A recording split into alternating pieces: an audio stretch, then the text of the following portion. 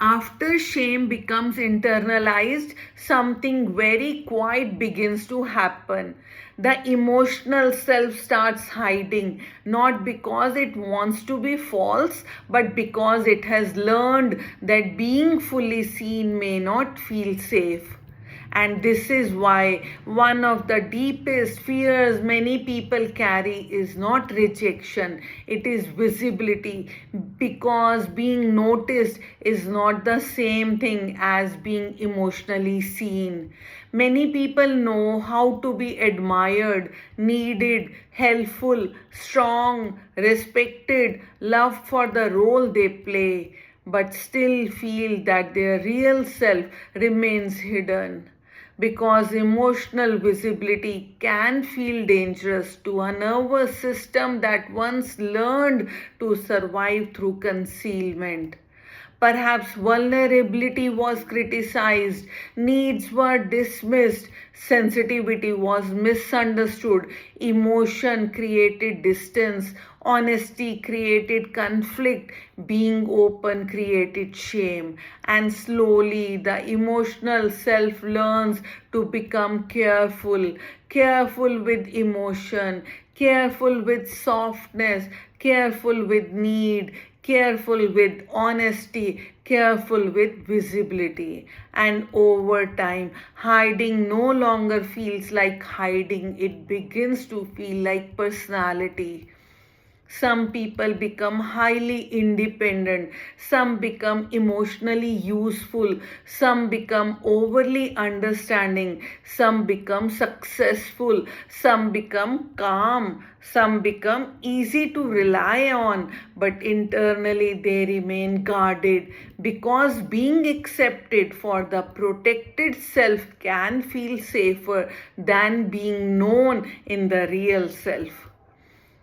And this creates a painful contradiction. The emotional self wants intimacy but fears exposure. It wants closeness but fears vulnerability. It wants to be understood but fears what may happen if it is truly seen.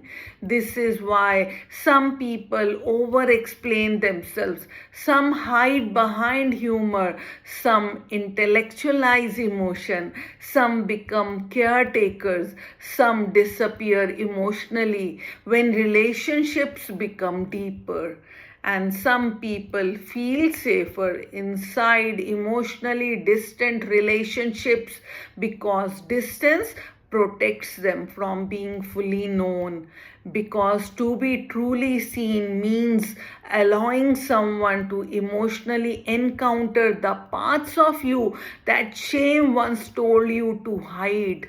And hiding becomes exhausting because emotional self protection requires constant monitoring. How much emotion is safe, how much need is acceptable, how much truth feels risky, how much softness may be rejected, and eventually many people become disconnected from themselves while trying to remain emotionally acceptable to others. But healing is not forcing yourself to be vulnerable everywhere. Healing is not emotional exposure without safety.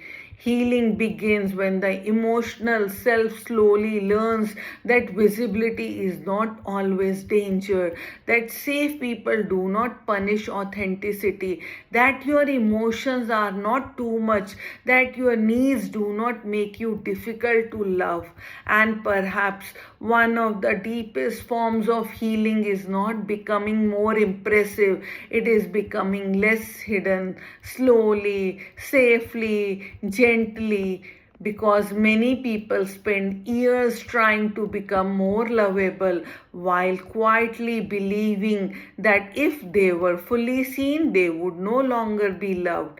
But healing changes the question. You stop asking, how do I stay emotionally acceptable, and begin asking, what would it feel like to stop hiding myself from connection? Because eventually the emotional self becomes tired of surviving through invisibility and begins longing to be safely seen without disappearing from itself. In the next episode, we will explore emotional numbness and self disconnection, why some people stop feeling themselves fully, and how emotional shutdown becomes a survival response.